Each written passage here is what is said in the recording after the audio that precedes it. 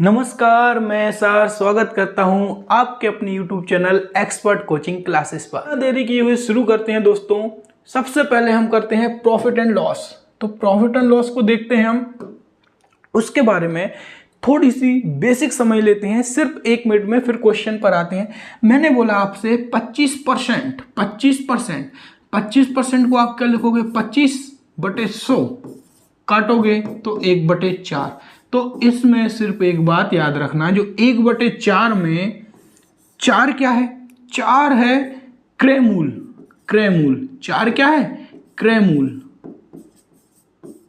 और 1 क्या है, अगर उसने बोल दिया 25% लाभ तो 1 हो जाएगा लाभ। अगर उसने बोल दिया 25% हानि तो 25% ये 1 क्या हो जाएगा, हानि। और ये क्या है, 4 क्या है, 4 यूनिट है। 1 क्या है, यूनिट है, या इसको आप 4x भी लिख सकते हो और 1x भी लिख सकते हो, 4x भी लिख सकते हो, 1x भी लिख सकते हो। ये रेशियो है 4 यूनिट 1 यूनिट, 4x 1x। इतनी बात समझ पाए हो क्या आप? इतनी बात समझ पाए हो क्या आप? इतनी बात समझ गए हो तो क्वेश्चन देखिए कैसे तुरंत सॉल्व होते हैं आपसे। चलिए स्टार्ट करते हैं। पहला क्वेश्चन क्या है? पहला क्वेश्चन है कि किसी वस्तु का क्रय मूल्य 1200 रुपये है। ठीक है भैया, 1200 रुपये है। किसी वस्तु का क्रय मूल्य आपने क्या बोल दिया, 1200 रुपये है। हमने कहा ठीक है। अब देखिए कितने रुपए में बेचा जाए कि 25% का लाभ हो। परसेंटेज पकड़ना है। 25% मतलब 1/4। ये परसेंटेज में पढ़ाया है। 25% क्या होता है, 1/4 होता है। 25/100, 25 से काटोगे, 25 से कम 25, 25 चौको 100। 4 क्या रहता है, अभी बोला है क्रय मूल, और क्रय मूल को ही क्या कहते हैं, कॉस्ट प्राइस मतलब सीपी। तो क्रय मूल 4 होगा, क्रय मूल 4 यूनिट। और 1 यूनिट क्या रहेगा आपका, 1 यूनिट रहेगा, ये यूनिट है, ये रेशियो है, भूल मत जाना है। ये रहेगा आपका, अगर 25% लाभ पूछा है, बोला है तो 1 यूनिट लाभ हो जाएगा। अगर 25% हानि बोलते हैं तो 1 यूनिट हानि हो जाएगी। अब देखिए क्रय मूल है आपका 4 यूनिट, लाभ है आपका 1 यूनिट। आप जरा मुझे बताओ दिमाग से सोच के कि आपने मोबाइल खरीद लिया, आपने मोबाइल खरीदा 4 रुपए में, और मुझे है पता कितने में बेचा आपने, 5 रुपए में बेचा, तो आपको लाभ कितना हुआ, 1 रुपये। तो इस बात को मैं ऐसे भी कह सकता हूं, भैया 4 रुपए का आपका मोबाइल है, ठीक है। आप क्या सोच रहे हो, यार 1 रुपये का फायदा हो जाए, 1 रुपये का फायदा हो जाए, 1 रुपये का लाभ हो जाए, तो आप कितने में बेचोगे, 5 रुपये में। और बेचने को ही क्या कहते हैं, विक्रय मूल, सेलिंग प्राइस। तो आप बताओ विक्रय मूल कितना होगा, विक्रय मूल होगा 5 यूनिट। 5 यूनिट। अब वो जो भी पूछेगा हम बता देंगे। ओरिजिनल वैल्यू सवाल में क्या दिया है, क्रय मूल 1200 है, और हमारा क्रय मूल क्या है, 4 यूनिट। मतलब 4 यूनिट की वैल्यू क्या है, 1200। तो 1 यूनिट की वैल्यू क्या हो जाएगी, 4 यूनिट बराबर 1200। आप ऐसे कर लो, 4x बराबर है 1200, तो x बराबर क्या हो जाएगा, 300। तो वही x, तो 4 यूनिट बराबर 1200 है, तो 1 यूनिट बराबर 300 हो जाएगा। अब वो क्या पूछ रहा है, कितने रुपए में बेचे, विक्रय मूल पूछ रहा है। तो 4 यूनिट बराबर 1200, 1 यूनिट बराबर 300, तो 5 यूनिट बराबर क्या हो जाएगा, 1500 हो जाएगा। ये आपका आंसर हो गया। थोड़ा सा फास्ट करेंगे क्योंकि पेपर नजदीक है। चलिए ये क्वेश्चन कीजिए। 12.5% क्या होता है, परसेंटेज में बताया है 12.5% होता है 1/8। और बताया अभी 8 क्या रहेगा आपका, नीचे वाली वैल्यू क्रय मूल रहेगी, ऊपर वाली 1 क्या रहेगी, 1। अगर उसने बोला है 12.5% के लाभ, तो 1 हो जाएगा आपका लाभ। अब बताओ 8 यूनिट क्या है, 8 यूनिट है क्रय मूल है। 1 यूनिट क्या है, 1 यूनिट है लाभ, तो विक्रय मूल क्या हो जाएगा, 9 यूनिट। 9 यूनिट क्या हो जाएगा, विक्रय मूल। सवाल में क्या दिया है हमें, सवाल में दिया है 630 रुपये में, 630 रुपये में 12.5% के लाभ पर बेची गई, मतलब विक्रय मूल बोला है। तो 9 यूनिट की वैल्यू क्या दी है सवाल में हमें, 630। 1 यूनिट की वैल्यू क्या हो जाएगी, 9 7 63, 1 यूनिट की वैल्यू 70। अब कॉस्ट प्राइस पूछा है क्रय मूल, तो 8 यूनिट की वैल्यू क्या हो जाएगी, 8 गुणा 70, 8 7 56, 560 हमारा आंसर हो जाएगा। समझते हुए चलना। 1470 रुपये में 16 से 2/3%। अब इसको तुरंत करो। 16 से 2/3% क्या होता है, 1/6 होता है। 6 क्रय मूल, 1 क्या है, लाभ बोला है तो लाभ, और 7 क्या हो जाएगा, विक्रय मूल। क्या दिया है, 1470 रुपये में बेचने पर विक्रय मूल दिया है, तो 7 की वैल्यू क्या दी है हमें, 1470। तो 1 की वैल्यू क्या हो जाएगी हमारी, 7 दूनी 14, 7 एकम 7, 210। अब क्या बोला है उसने, क्रय मूल, तो क्रय मूल क्या रहता है, नीचे वाला 6। 1 यूनिट बराबर 210, तो 6 यूनिट बराबर 210 गुणा 6। अगला क्वेश्चन है, किसी वस्तु को 4000 रुपए में बेचने पर, अब ये क्वेश्चन में आप पेन मत उठाना, इन क्वेश्चनों को आप थोड़ा डायरेक्ट करना सीखो। देखिए ये बोल रहे हैं किसी वस्तु को 4000 रुपए में बेचने पर विक्रय मूल्य क्या है, 4000 रुपए है। 400 रुपए का लाभ हुआ, 400 रुपए का लाभ हुआ, ये लाभ है। 4000 में बेच दिया तो ये विक्रय मूल्य है। तो क्रय मूल्य कितना हुआ, क्रय मूल्य हुआ 3600 रुपए।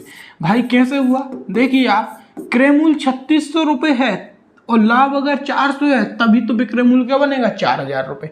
तो क्रय मूल्य कितना है आपका, 3600 रुपए। अब आप क्या चाह रहे हो कि 1000 रुपए का लाभ हो जाए, बोल रहे हैं कितने रुपए में बेचा जाए, विक्रय मूल्य निकालना है कि 1000 रुपए का लाभ हो जाए। क्रय मूल्य 3600 है, 1000 रुपए का लाभ चाहिए आपको। आप कोई चीज खरीद के 3600 रुपए में लाए, आप सोच रहे हो 1000 रुपए ज्यादा मिल जाए, मतलब लाभ हो जाए, तो बेचोगे कितने में, 4600 रुपए में। और ये क्वेश्चन आया हुआ है पटवारी में। नेक्स्ट क्वेश्चन देखिए, अब इन क्वेश्चंस को देखिए, अब है मेन क्वेश्चंस। अभी तक जो भी करवाए वो बेसिक हैं, लगभग सब करवाते हैं। अब ये क्वेश्चन वो क्वेश्चन है जिनकी मेथड आपको सिर्फ यहीं मिलेगी।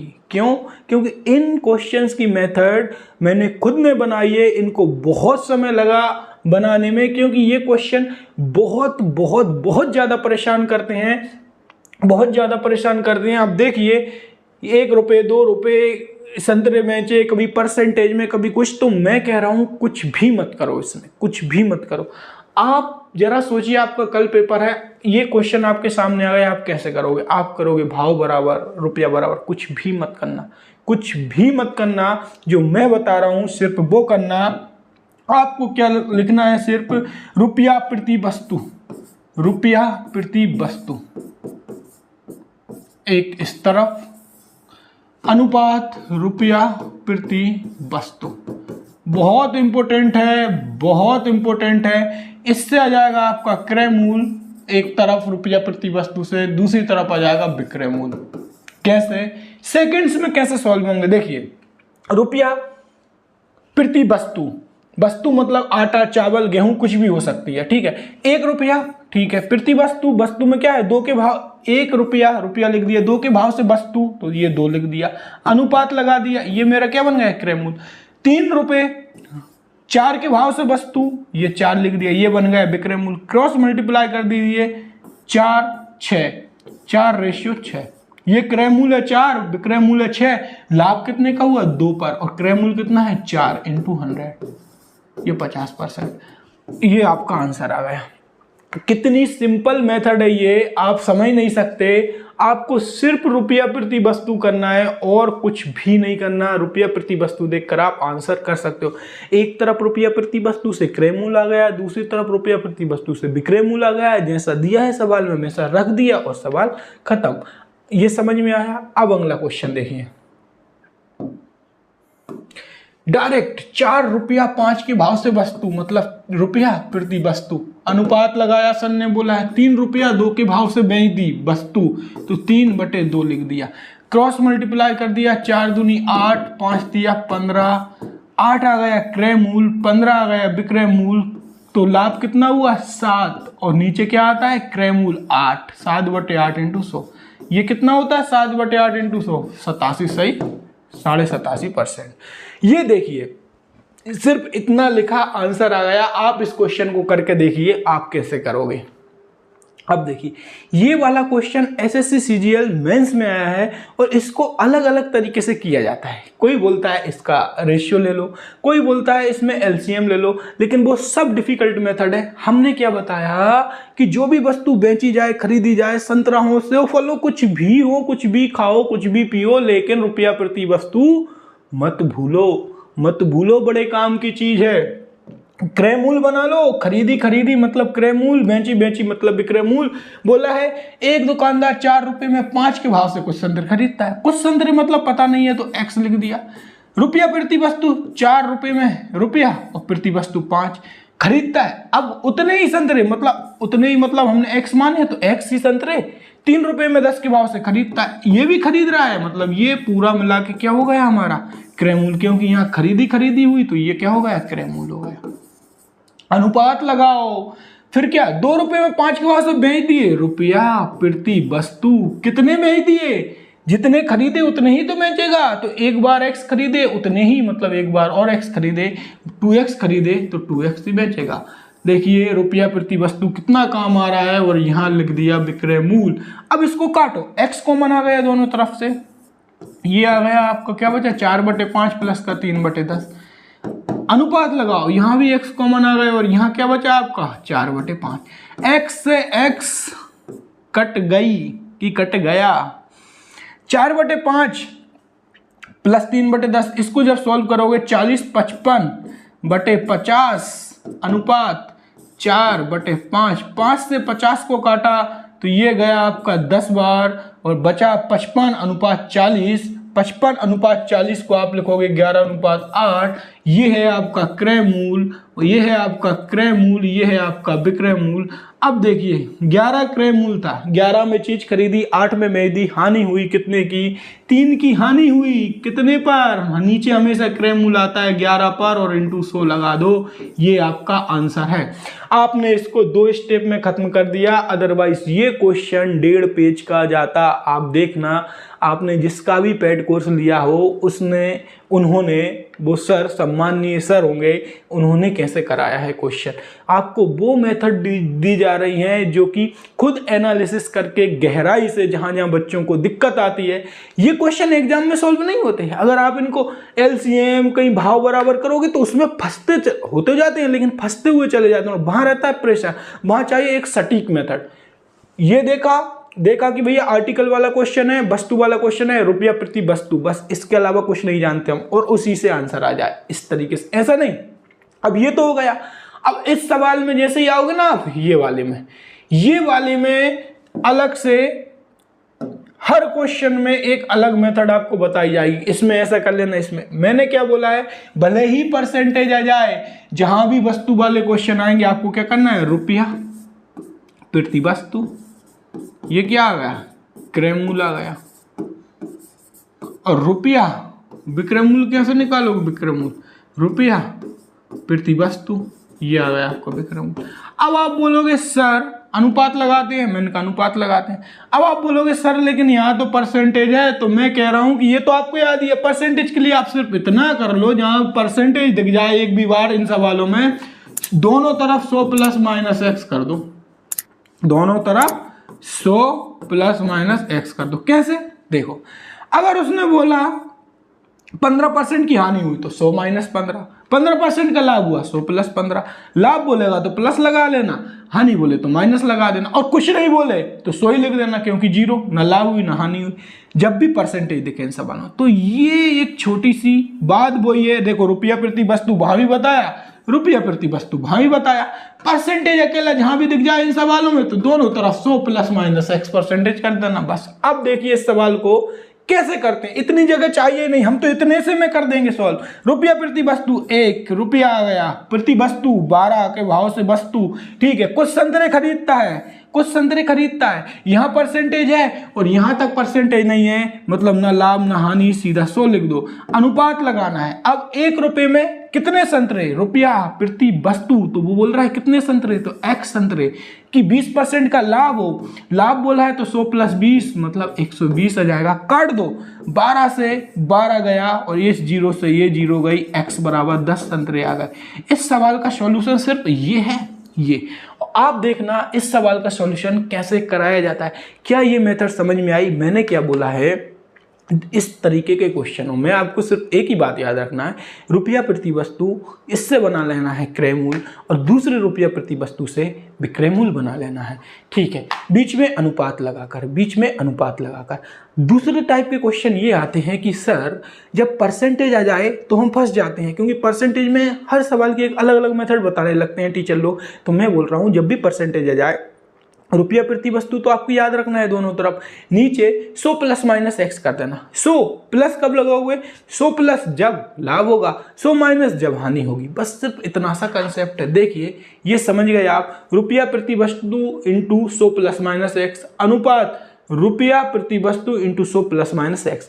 प्लस माइनस 100 के बाद प्लस एक्स कब होगा, जब बोलेगा 15% फायदा 100 प्लस 15, 15% हानि 100 माइनस 15, यहां भी बोले कि 15% हानि तो 100 माइनस 15, 20% फायदा तो 100 प्लस 20, इस तरीके से दो स्लॉट रहेंगे, दो लाइन रहेंगी, एक तरफ क्रय मूल्य एक तरफ विक्रय मूल्य। देखिए पहली लाइन से एक दुकानदार 1 रुपए में 12 के भाव से कुछ संत्र खरीदता, ये लाइन पकड़ी, इससे हमने क्या बनाते हैं, हम क्रय मूल्य बना लिया।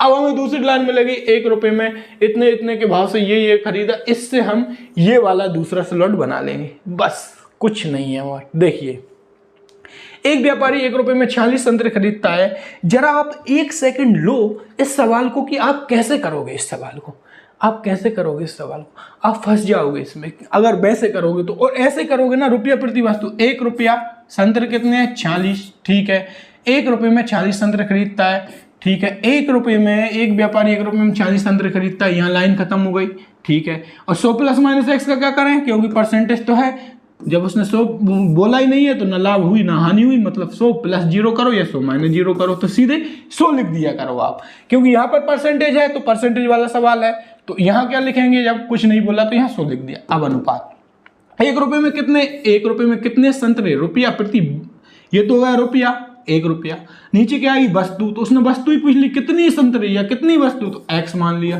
कि क्या हो 15% का लाभ हो, मतलब 100 प्लस 15 115। अब काट दीजिए, 23 दूनी 46, 23 पंजे 115, 5 से इसको काटा, ये 20 बार गया, 2 गुणा 20, तो आपका क्या आ गया 1/40 रेशियो बराबर, ये बराबर 1/x, तो x क्या आ गया, x बराबर आ गया 40, x बराबर आ गया क्या 40 आ गया, x बराबर 40 आ गया। यहाँ बराबर का निशान लगा लेना, बराबर का निशान लगा लेना, 40 आ गया। अब देखिए तीसरा क्वेश्चन क्या है, सेम टू सेम क्वेश्चन है, यहाँ 20% कर लो, ठीक है। एक दुकानदार 1 रुपए में 30 संतरे बेचता है, 1 रुपए में 30 संतरे, रुपया प्रति वस्तु, 40% की हानि होती है। अब यहाँ पहली लाइन में बोल दिया, जहां से पहले एक दुकानदार 1 रुपए में 30%, 40% की हानि होती है। 40% की हानि मतलब 100 प्लस 40 या 100 माइनस 40, 100 माइनस 40, तो 100 माइनस 40 कितना हो जाएगा 60। अब देखो यहां से क्या लिखोगे, दूसरी लाइन क्या बनेगी, 1 रुपए में कितने संतरे बेचे, रुपया प्रति वस्तु, तो वस्तु क्या आ जाएगी x आ जाएगी, कि 20% का लाभ हो तो 100 प्लस 20 या 100 माइनस 20, 100 प्लस 20 तो 120 आ गया। अब इसे सॉल्व कर लो, देखिए 60 दूनी 120, 2 से गया ये 15 बार, तो क्या आ गया x बराबर 15 आ गया, x बराबर क्या आ गया 15। 1 सेकंड में देख लूं वीडियो बन रही है क्या, क्योंकि अभी मैंने रिकॉर्ड की थी वो बनी नहीं थी।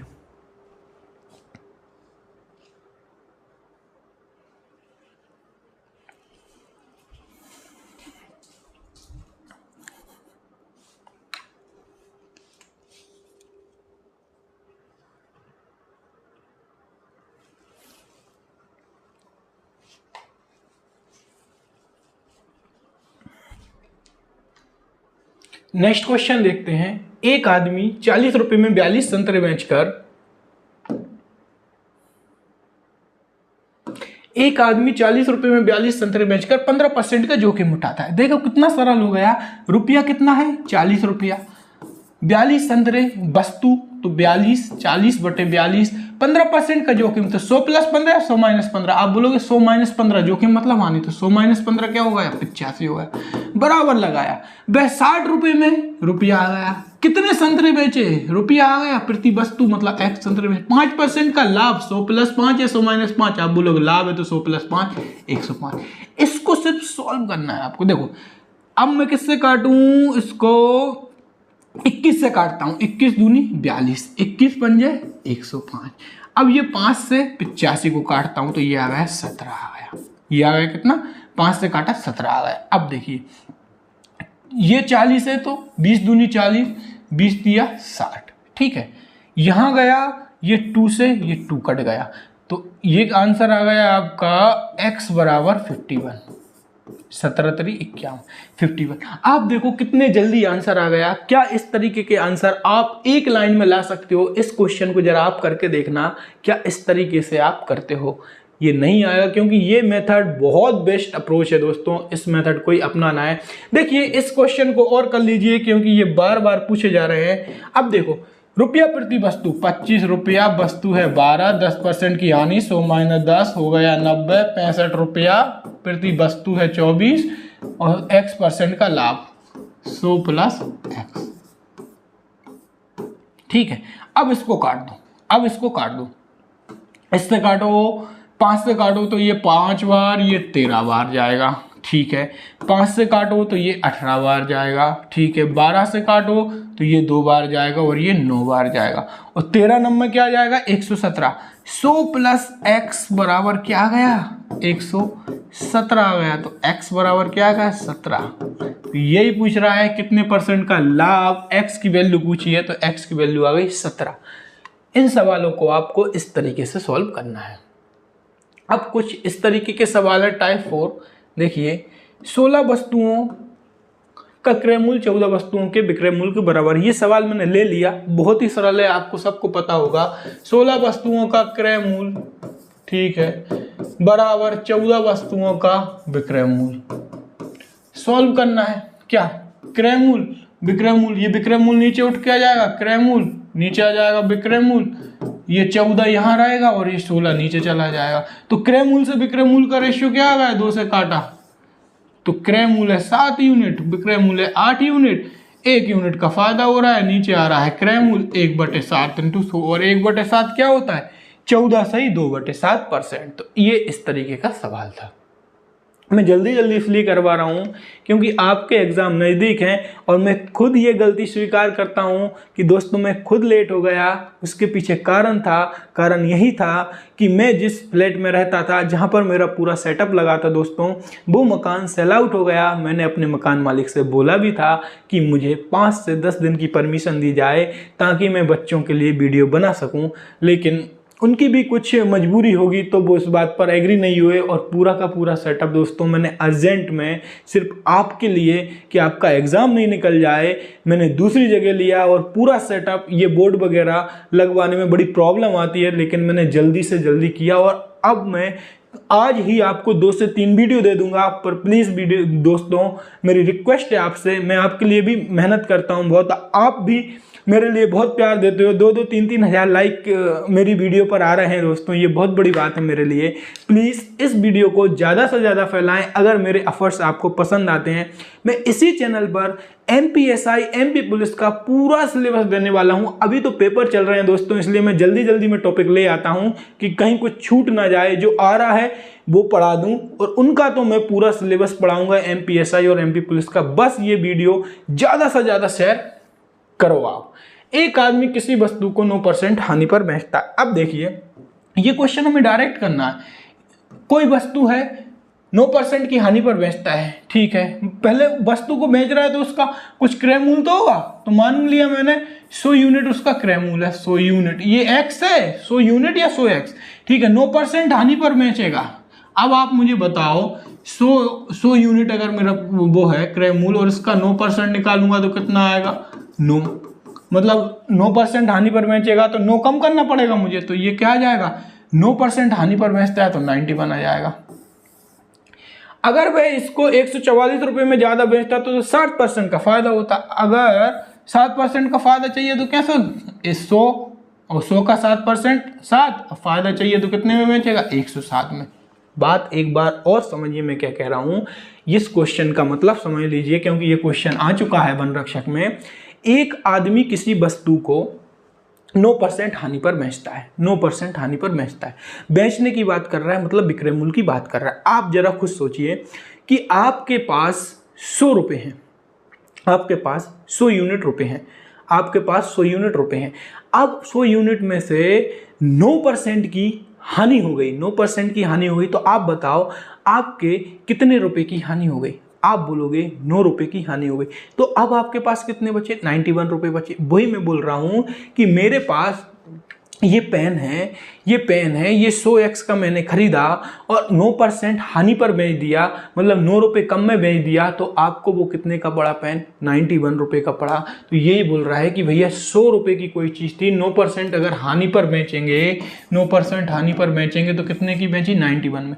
लेकिन अगर ऐसा हो जाए कि 144 रुपये ज्यादा में बेचता, 144 रुपए क्या ज्यादा में बेचता, 144 रुपए ज्यादा, ये रुपए में है, ज्यादा में बेचता कब, जब उसे 7% का लाभ होता, तो उसे 7% का लाभ होता। अब आप बताइए, ये पेन है 100x का, अब मैं 7% मतलब 7 रुपये अगर ज्यादा में बेचूंगा तो आपको ये पेन कितने में बेचूंगा, तो आप बोलोगे 107 में। तो पहले 91 था, अब 107 है, कितना बड़ा, यहाँ से कितना बड़ा, आप बोलोगे 16, और ये क्या है यूनिट में, तो 16 यूनिट बढ़ा, मतलब 16 यूनिट का फायदा हुआ। और सवाल में बोल रहा है 144 रुपये ज्यादा, यहाँ 16 यूनिट ज्यादा और सवाल के 144 रुपये ज्यादा, ये दोनों बराबर हैं। 16 यूनिट बराबर 144, तो 1 यूनिट बराबर कितना हो जाएगा, 1 यूनिट बराबर 9 हो जाएगा। तो उसका क्रय मूल, तो क्रय मूल है 100 रुपये, तो 1 यूनिट बराबर 9, तो 100 यूनिट बराबर क्या आ जाएगा 900 रुपये। क्या आप इस सवाल को समझ सके हैं? नेक्स्ट क्वेश्चन देखिए, सेम टू सेम है। एक आदमी या फिर आप इनको डायरेक्ट भी कर सकते हो दोस्तों। एक आदमी किसी वस्तु को 7% लाभ पर बेचता है। अब 7% मतलब 100 से 107 हो गया, 13% लाभ मतलब 100 से 113 हो गया।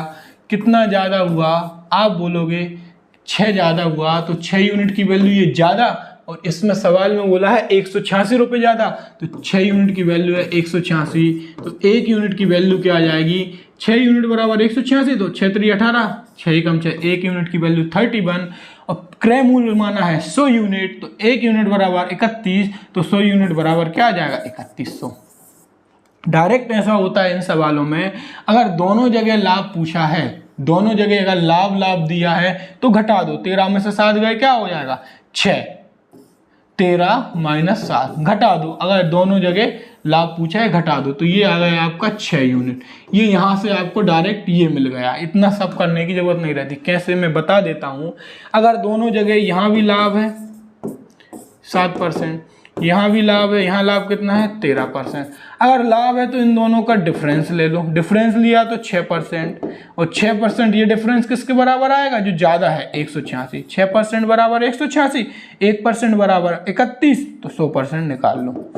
अगर एक जगह लाभ होती और एक जगह हानि होती तो इनको जोड़ देते, जैसे कि पिछले सवाल में। ये डायरेक्ट करने का तरीका बता रहा हूँ मैं। यहाँ देखिए, यहाँ क्या है हानि है और यहाँ लाभ है, तो इन दोनों को डायरेक्ट जोड़ देंगे तो ये क्या आ जाएगा 9 और 7 16%, और 16% की वैल्यू क्या है 144, तो ये यहाँ से ज़्यादा 16 बराबर 144, 1 बराबर 9, तो 100 बराबर 900। ये डायरेक्ट करने का तरीका है। नेक्स्ट क्वेश्चन पर चलते हैं। अब ये सवाल ये भी वन रक्षक में आ गया है, और उन्हीं पर बेस्ड मैंने सवाल लाया हूं जो वन रक्षक में पूछे जा रहे हैं। एक आदमी किसी वस्तु को 20% लाभ पर बेचता है। अगर 100 यूनिट की कोई वस्तु है, 100x की अगर वस्तु है, 20% लाभ पर बेचेगा तो क्या आ जाएगा 120x आ जाएगा। क्या आ जाएगा 120x आ जाएगा। अब वो बोल रहा है अगर उसे 10% कम में खरीदा, ये हो गया मेरा क्रय मूल, ये हो गया विक्रय मूल।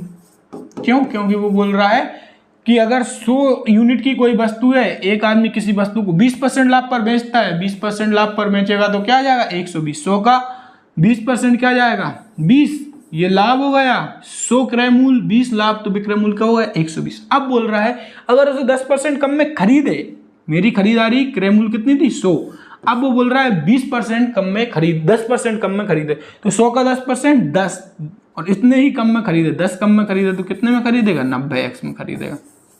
ठीक है, ये तो हो गया मेरा प्रारंभिक क्रय मूल, ये आ गया मेरा नया क्रय मूल, नया क्रय मूल। अब भैया यहां तक तो ठीक है कि 10% कम में खरीदा, ठीक है, 36 रुपये कम में बेचा, तो ये तो रुपए में वैल्यू है 36 रुपये, ये हमारी चल रही है यूनिट या एक्स में। 36 रुपये कम में बेचा तो उसे 30% का लाभ हुआ, तो 90x का 30% 27x, तो 90x का 30% 27, तो 90x क्या है क्रय मूल, 27x क्या है लाभ, तो कितना हो जाएगा विक्रय मूल का हो जाएगा 90 प्लस 27, 90 प्लस 27 कितना हो जाएगा 117x। तो पहले बेचता था 120x में, अब बेच रहा है 117x में, तो इस प्रकार क्या यहाँ से 3x का क्या दिख रहा है हमें घाटा, और यही घाटा किसके बराबर है कम के, तो 3x बराबर 36, तो x बराबर क्या आ जाएगा हमारा 12। अब वो कुछ भी पूछे, चाहे 100x ये पूछेगा तो प्रारंभिक क्रय मूल्य हो जाएगा। नया क्रय मूल्य क्या था 90x, तो प्रारंभिक क्रय मूल्य x बराबर है 12, तो 100x बराबर क्या हो जाएगा 100 गुणा 12, ये प्रारंभिक क्रय मूल्य हो गया 1200। नया क्रय मूल्य ये है x बराबर 12, तो 90 गुणा 12 ये हो गया हमारा नया क्रय मूल्य हो गया ये। नेक्स्ट क्वेश्चन पर चलते हैं। ये क्वेश्चन बड़े ही कंफ्यूज करते हैं। ये क्वेश्चन देखिए जरा आप, पहले 4 क्वेश्चन मैं आपको दिखा देता हूं। एक जैसे क्वेश्चन है, वैल्यू भी सेम है, लेकिन ये क्वेश्चन हर सवाल हर एग्जाम में पूछे जाते हैं, क्योंकि ये क्वेश्चन बहुत ही ज़्यादा कंफ्यूजन क्रिएट करते हैं। लेकिन इसकी भी हम एक सॉलिड तरीका लेकर आए हैं, सिर्फ वो पकड़ना है और कुछ नहीं करना। मैंने कई टीचरों को देखा है इसमें, अब मैं एक टीचर को देख रहा था, वो बोल रहे कि इंग्लिश में तो तुक्का भी सही हो जाएंगे, तुक्का भी सही हो जाएंगे। तो मैं बता दूं आपको, तुक्का सही नहीं होते, तुक्के सभी लुभावने होते हैं। ABCD में से चारों के चारों दिखते हैं। जैसे कि मैं एग्जांपल दूं, ए में है, ए है कैटरीना कैफ, B है आलिया भट्ट और C है श्रद्धा कपूर, श्रद्धा कपूर, और D है इनमें से कोई नहीं, इनमें से कोई नहीं। अब लगाओ आप तुक्का। तो ये तो मुझे पता है, पक्का पता है, आप इसके साथ तो नहीं जाओगे, इनमें से कोई नहीं, एक ना एक को तो लगा ही दोगे, ठीक है। तो A Katrina Kaif, B Alia Bhatt, C Shraddha Kapoor, D है इनमें से कोई नहीं। तो इनमें से कोई नहीं वाला तो आपने इनमें से कोई नहीं वाला तो काट दिया कि ये तो हो ही नहीं सकता, लेकिन ऐसा नहीं है, ये भी हो सकता है। अब ये 3 है क्या लुभावने ऑप्शन, ये है लुभावने। कैटरीना कैफ हो सकता है, श्रद्धा कपूर भी हो सकता है, आलिया भट्ट। तो एग्जाम में जो 4 ऑप्शन रहते हैं वो इसी तरीके से आते हैं लुभावने, कि 4 के 4 सही लगते हैं। तो इसलिए तुक्का तो सही होने वाला नहीं है, कंसेप्ट पे पकड़ होना चाहिए। तो आप मेरी बात को बहुत अच्छे से समझ गए होंगे। अब आप ये बात अच्छे से समझ गए होंगे कि इस तरीके से ही क्वेश्चन में ऑप्शन आएंगे तो हम किसके साथ जाएंगे, हम किसी के साथ नहीं जा सकते, क्योंकि हमें तो सब ऑप्शन ही सही लग रहे हैं। तो हमें कंसेप्ट पे पकड़ बिठानी है। चलिए, अब ये सवाल बड़ा ही कंफ्यूजन क्रिएट करता है, इसको समझिए। देखिए, 55 संतरे बेचने पर 5 संतरों के विक्रय मूल्य के बराबर, क्रय मूल्य के बराबर, इस तरीके के सवाल जब भी आए तो जो जिसके बराबर बोले वहीं से स्टार्ट कर दो सवाल, वहीं से स्टार्ट कर दो। 55 संतरे बेचने पर 5 संतरों के विक्रय मूल्य के बराबर लाभ होता है, तो 55 जो है ना वो विक्रय मूल्य हो जाएगा। 55 क्या हो जाएगा विक्रय मूल्य। क्यों? क्योंकि विक्रय मूल्य के बराबर बोला है। मेरी बात ध्यान से समझिए, मैं क्या बोल रहा हूं। ये उस तरीके के सवाल हैं जो कि कंफ्यूजन क्रिएट करते हैं। अब वो बोलेगा विक्रय मूल्य के बराबर लाभ होता है, क्रय मूल्य के बराबर लाभ होता है, विक्रय मूल्य के बराबर हानि होती है। तो सिंपल सा है, जिसके बराबर है वहीं से स्टार्ट कर दो। एक तरफ रहता है आपका क्रय मूल्य, मैंने बताया है कि लाभ और हानि परसेंट निकालने के लिए क्रय मूल्य और विक्रय मूल्य की जरूरत पड़ती है।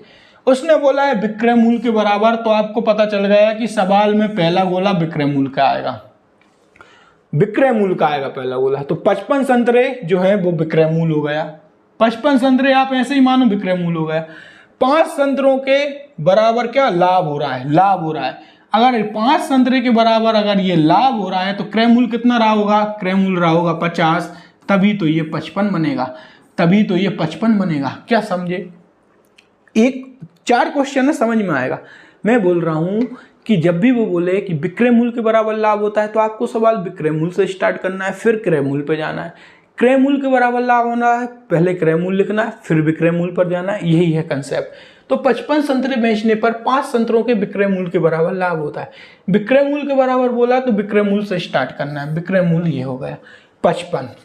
अब मुझे क्रय मूल्य पर जाना है। अब देखा मैंने 5 संतरों के बराबर लाभ होता है, अगर 5 लाभ है तो क्रय मूल्य कितना होगा 50 बस। अब क्या पूछा है उसने, लाभ परसेंट है तो 50 से 55, 50 क्रय मूल्य, 55 विक्रय मूल्य, कितना बढ़ा 5, कितने पर 50 पर इंटू 100, आंसर आ गया 10%। नेक्स्ट क्वेश्चन देखो, 55 संतरे बेचने पर 5 संतरों के विक्रय मूल्य के बराबर हानि। अभी भी क्या बोल रहा है वो विक्रय मूल्य के बराबर, मतलब पहला गोला क्या आएगा विक्रय मूल्य का आएगा, पहले गोला क्या आएगा विक्रय मूल्य के बराबर, तो विक्रय मूल्य से स्टार्ट करना। विक्रय मूल्य क्या रहेगा 55 रहेगा। अब हानि बोला है, हानि हानि कितनी 5 संतरों के बराबर हानि, हानि मतलब -5, मतलब यहां कोई सी वैल्यू रही होगी इसमें से घट के ये आई होगी, मतलब 60 रही होगी। क्यों 60 क्रय मूल्य 5 की हानि, 60 रुपए जेब में आए 5 रुपए गिर गए तभी तो 55 बचेंगे। विक्रय मूल्य के बराबर पूछा है तो विक्रय मूल्य से स्टार्ट करना है 55, 5 की हानि 5, तो क्रय मूल्य कितना आएगा 60 आएगा। अब देख लो आंसर बदल गया, कितना आएगा 12 पंजे 60 और 11 निकाल लो, 12 से 11, 12 क्रय मूल्य 11 क्या है विक्रय मूल्य, तो 1/12 इंटू 100, ये आंसर आ गया। नेक्स्ट क्वेश्चन देखो, अब बोल रहा है क्रय मूल्य के बराबर लाभ होता है, क्रय मूल्य के बराबर लाभ होता है। इन क्वेश्चनों को मैं एक ही पोजीशन में खड़े होकर इसलिए समझा रहा हूं क्योंकि ये क्वेश्चन एक जैसे हैं। क्रय मूल्य के बराबर, तो क्रय मूल्य के बराबर बोला है तो क्रय मूल्य के गोला से स्टार्ट कर दो। क्या बोला है 55 संतरे बेचने पर कुछ भी हो हमें तो क्रय मूल्य से स्टार्ट करना है। 5 संतरों के बराबर लाभ होता है, लाभ है मतलब यहां प्लस लगा दिया 5, ये लाभ है तो ये प्लस लगा दिया, तो 55 + 5 क्या हो गया 60, ये हो गया हमारा क्या विक्रय मूल्य हो गया, ये क्रय मूल्य ये विक्रय मूल्य। काटो 5 से काटो तो 11 पंजे 55, 5 से काटो तो 12 पंजे 60, 11 से 12, 11 से 12, 11 क्रय मूल्य 12 विक्रय मूल्य, एक लाभ हो गया। लाभ किस पर निकालते हैं, लाभ परसेंट और हानि परसेंट, ये निकालते हैं क्रय मूल्य पर, तो 1/11 × 100, ये हमारा क्या हो गया आंसर हो गया 91/11। अब नेक्स्ट क्वेश्चन और देखो, क्रय मूल्य के बराबर मतलब क्रय मूल्य के गोला से स्टार्ट करना है, क्रय मूल्य के गोला से स्टार्ट करो, ये क्रय मूल्य हो गया, क्रय मूल्य क्या है 55, तो ये हो गया आपका क्या 55 क्रय मूल्य हो गया। 5 संतरों क्रय मूल्य के बराबर हानि, हानि मतलब -5, तो यहाँ विक्रय मूल्य क्या आ जाएगा 60 आ जाएगा, सॉरी विक्रय मूल्य क्या आ जाएगा 55 - 5, 55 - 5, 55 - 5 जब आप करोगे तो कितना आ जाएगा 50 आ जाएगा, कितना आ जाएगा 50 आ जाएगा। तो 55 ये है क्रय मूल्य, 50 है विक्रय मूल्य, काटेंगे तो 11 रेशियो 10 आ जाएगा, 5 से काटा तो ये देख लीजिए 1 / 11 × 100, ये आंसर आ गया आपका। ये क्या हुई हानि हुई, ये क्या हुई हानि हुई। 5 संतरों के क्रय मूल्य के बराबर मतलब क्रय मूल्य से स्टार्ट करना है, हानि है माइनस और 50 लिख देना आपको यहाँ पर, और ये क्या था 1/11 ये लाभ था, ये देखिए 11 से 12।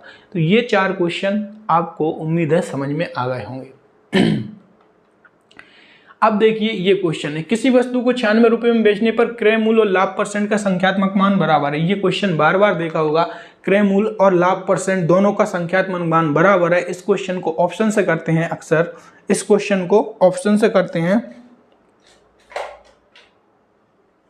इस क्वेश्चन को ऑप्शन से किया जाता है, लेकिन इसके हमें दोनों तरीके पते होने चाहिए। देखिए एक तो 96 रुपए में बेचने पर जब भी लाभ परसेंट की बात करें तो हमें 96 को ऐसे फैक्टर में तोड़ना है जिनका डिफरेंस क्या हो, डिफरेंस क्या हो 10 हो, डिफरेंस क्या हो 10 हो।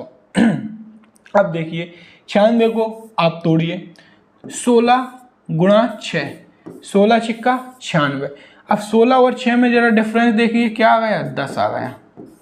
16 हमें ऐसे फैक्टर में तोड़ना है, हमें ऐसे फैक्टर में तोड़ना है 96 को जब भी लाभ परसेंटेज की बात हो, क्रय मूल्य और लाभ परसेंटेज का संख्यात्मक मान बराबर है, तब लाभ परसेंटेज में हमें जो वैल्यू दी है उसे इस तरीके से तोड़ना है कि तोड़ने के बाद उसका डिफरेंस 10 बने। लाभ परसेंटेज में, लाभ परसेंटेज लिख देता हूं, लाभ परसेंटेज वाले सवाल में डिफरेंस 10 बनना चाहिए और हानि परसेंटेज वाले सवाल में इनका योग 10 बनना चाहिए,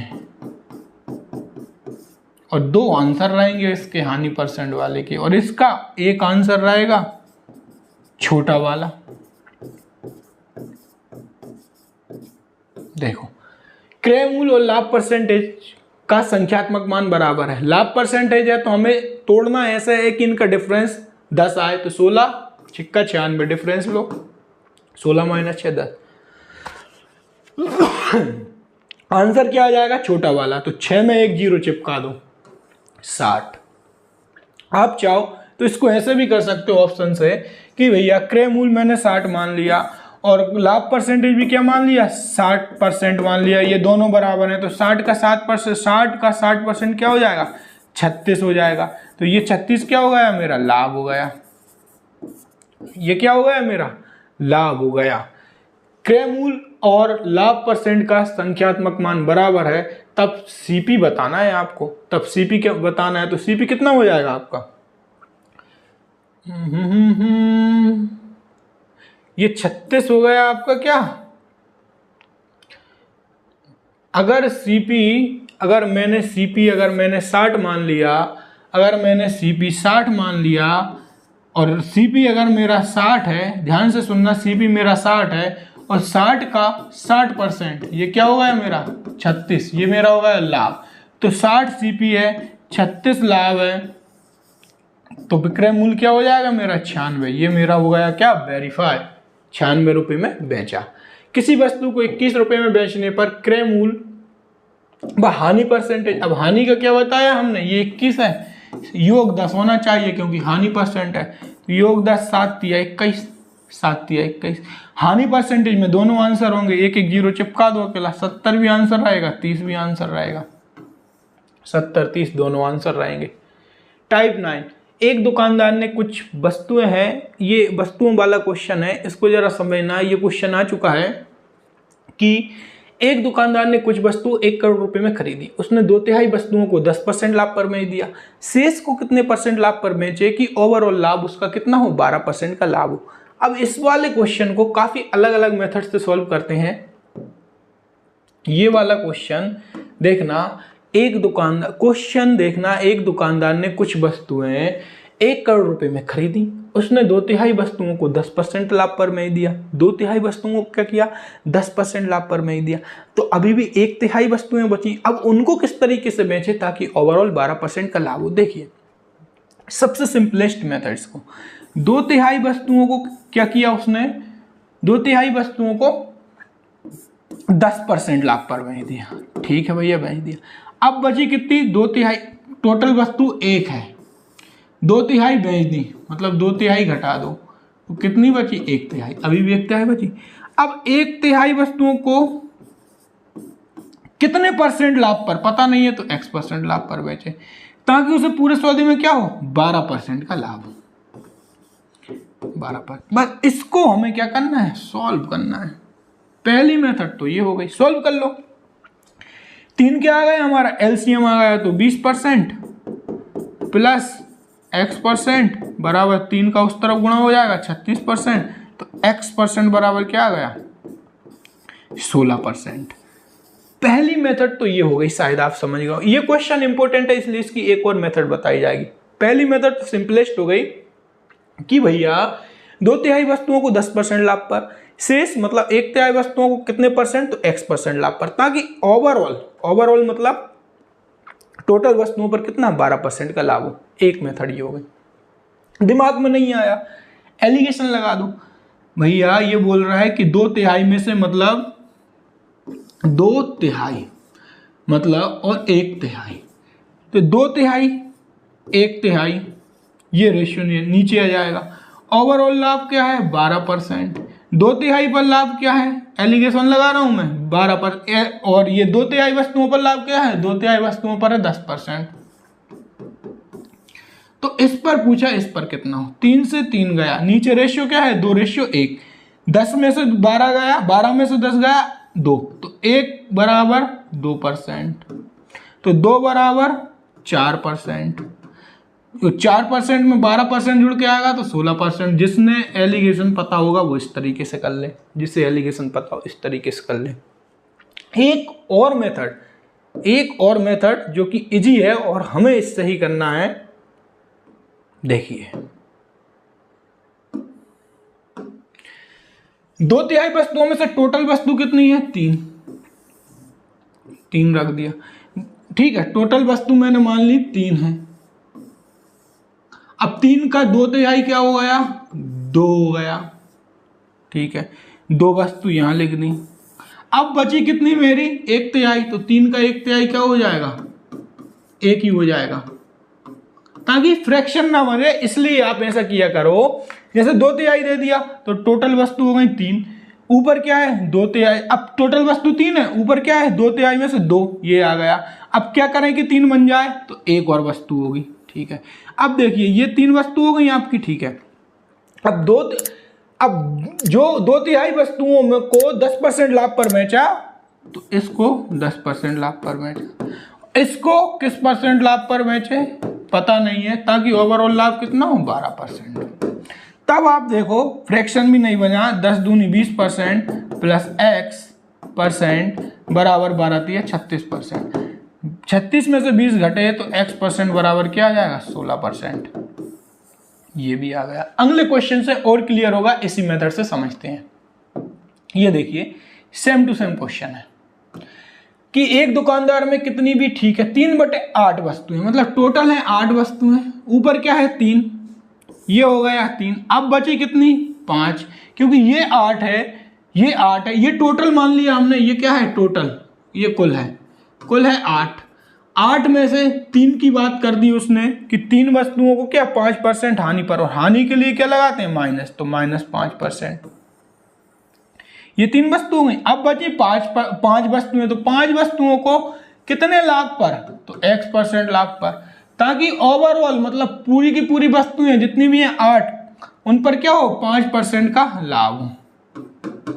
ऐसे सॉल्व कर लो, 5 दिया 15 माइनस के 15 और 8 पंजे 40 ये हो गए, ये माइनस के 15 हो गए, ये प्लस हो गए, ये 5x। अब इसको ही तो सॉल्व करना है, उस तरफ जाएगा -15, 40 और 15 55 हो जाएगा, 5x बराबर 55, तो x बराबर 11%।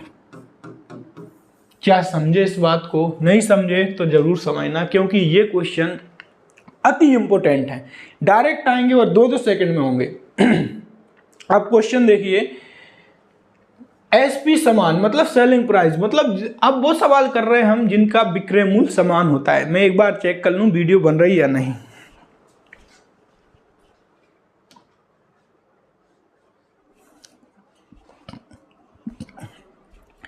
तो अब विक्रय मूल्य समान वाले सवाल करते हैं। तो पहला सवाल क्या है, एक दुकानदार ने एक वस्तु 15%, देखिए विक्रय मूल्य समान है ये बोला है, 15% की हानि पर, 15% क्या होता है 3/20, ये परसेंटेज में पढ़ा है। 20 क्या रहेगा, ये सीपी रहेगा।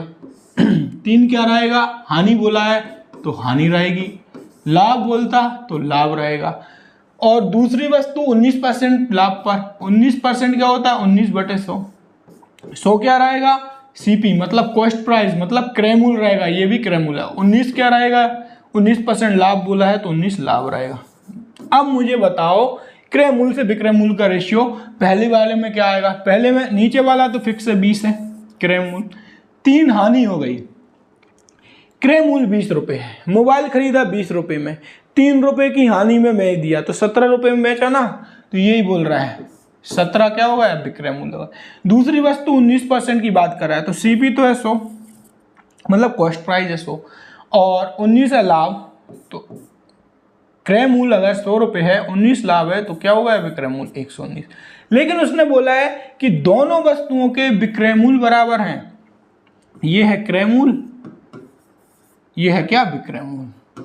अब बताओ विक्रय मूल्य बराबर है इसके और इसके, क्योंकि ये पहली वस्तु का क्रय मूल्य और दूसरी पहली वस्तु का ये क्रय मूल्य है और ये विक्रय मूल्य है, दूसरी वस्तु का क्या है ये क्रय मूल्य है ये विक्रय मूल्य है। लेकिन उसने बोला है कि पहली वस्तु और दूसरी वस्तु के विक्रय मूल्य बराबर है, कर दो। 119 बनाना है, 17 में 7 का गुणा करो, 17 7 119, तो रेशियो है तो इस तरफ भी गुणा करना पड़ेगा। तो देखो पहली वस्तु का क्रय मूल्य 140, दूसरी वस्तु का क्रय मूल्य 100, इन दोनों को जोड़ दो क्या आ गया 240, दोनों वस्तुओं का कुल क्रय मूल्य 240 आ गया। दोनों वस्तुओं का कुल विक्रय मूल्य क्या आ जाएगा, ये भी 119 एक भी 119 238, तो दोनों वस्तुओं का कुल विक्रय मूल्य 238 है, दोनों वस्तुओं का कुल क्रय मूल्य 240 है। पूछा क्या है, पूरे सौदे में 200 की हानि हुई है। मतलब आप जो भी 2 वस्तुएं लाए, एक आप लाए घड़ी और एक लाए आप चाबी, तो इन दोनों को जब आपने देखा और बेच दिया, जो भी किया, तो उसके बाद दोनों पे कुल मिलाकर कितना हुआ, 200 रुपए की हानि हुई। तो दोनों की तो हमने बात कर दी कि दोनों वस्तुओं का कुल क्रय मूल्य भैया है 240 और दोनों वस्तुओं का कुल विक्रय मूल्य है 238। कहने का मतलब उन दोनों वस्तुओं को आपने खरीदा था 240x में और बेच दिया 238x में, तो क्या हुआ, हानि हुई। कितने की हुई, 2x की। तो ये 2x की हानि कितने के बराबर है, 200 रुपए की। ये जो 2x की हानि है ये कितने के बराबर है, 200 रुपए की। तो x बराबर क्या आ जाएगा, 100 रुपए। 2x बराबर 200, तो x बराबर 100 रुपए। दूसरी वस्तु का क्रय मूल्य, दूसरी वस्तु का क्रय मूल्य ये है 100 और x बराबर 100 है, तो 100x बराबर क्या हो जाएगा, 100 गुणा 100। ये दूसरी वस्तु का क्रय मूल्य। पहली वस्तु का क्रय मूल्य क्या है, 7 दूनी 14, 140x। तो पहली वस्तु का क्रय मूल्य 140x है और x बराबर 100 है, तो 140 गुणा 100। ये पहली वस्तु का क्रय मूल्य, मतलब कुछ भी पूछे हम बता देंगे। तो ये था सेलिंग प्राइस है, मतलब जिसका विक्रय मूल्य सेम रहता है। एक और देख लीजिए इसमें से, इसी टाइप का। एक दुकानदार पहली वस्तु को 10% की हानि पर, अब देखिए 10% मतलब 1/10, नीचे वाला फिक्स क्रय मूल्य, हानि बोला है तो 1 हो जाएगी आपकी हानि। दूसरी बोल लो, दूसरी वस्तु की ओर 25% लाभ, मतलब 1/4, 4 क्रय मूल्य और 1 लाभ। मैं जमा देता हूं जल्दी। ये क्रय मूल्य है, ये विक्रय मूल्य है। पहली वस्तु को 10% की हानि, मतलब 10 अगर क्रय मूल्य है, 1 हानि, तो 9 विक्रय मूल्य हो गया। दूसरी वस्तु पर 25% लाभ, मतलब 4 क्रय मूल्य है, 5 विक्रय मूल्य हो गया। अब वो बोल क्या रहा है सवाल में, पहली वस्तु का क्रय मूल्य, पहली वस्तु का क्रय मूल्य,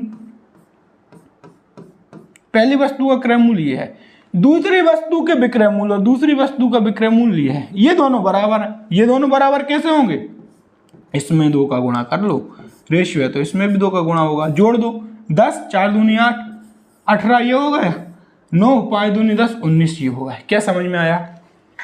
इसमें बोला है कि पहली वस्तु का क्रय मूल्य दूसरी वस्तु के विक्रय मूल्य के बराबर है। तो पहली वस्तु का क्रय मूल्य है, दूसरी वस्तु का विक्रय मूल्य ये है, तो इन दोनों को बराबर करना था, तो मैंने इन दोनों को क्या कर दिया, बराबर कर दिया। अब देखो ये है 18x, दोनों का क्रय मूल्य और दोनों का विक्रय मूल्य है 19x। पूरे सौदे में 90 रुपए का लाभ हुआ और हमें कितना लाभ हुआ, 18x और 19x, मतलब x का लाभ हुआ। x की वैल्यू कितनी है, 90 रुपए। तब दूसरी वस्तु का विक्रय मूल्य बताओ, तो दूसरी वस्तु का विक्रय मूल्य क्या है, 10x। तो x बराबर 90, तो 10x बराबर 10 गुणा 90। ये आंसर आ जाएगा हमारा, ये आंसर आ जाएगा। अब देखिए, अब चलते हैं हम समय और कार्य वाले सवालों पर, समय और कार्य वाले सवालों पर। तो एक छोटी सी हिंट जरा सुन लीजिए, बाकी सबको आता है, इनको हम एलसीएम से सॉल्व करेंगे। जरा आप मुझे थोड़ी सी एक बात बताओ कि देखिए, आप 4 पेज प्रति घंटा पढ़ते हो, ठीक है, 4 पेज प्रति घंटा पढ़ते हो और आपने 8 घंटे पढ़ लिए, तो आपने कितना काम कर लिया, आप बोलोगे 32। कैसे, 32 पेज पढ़ लिए। ये घंटा से ये घंटा कट गया तो ये पेज अकेला बचा, तो 8 चौक को 32, ठीक है, आवर्स से वो कट गया। अब देखिए जरा, 4 पेज प्रति घंटा, ये क्या थी, आपकी स्पीड थी पढ़ने की, और इसी को मैंने क्या कह दिया, स्पीड कोई मैं क्षमता कहूंगा, स्पीड कोई एफिशिएंसी कहूंगा, स्पीड कोई दक्षता कहूंगा, स्पीड कोई कुशलता कहूंगा, ये सब इसी के नाम है।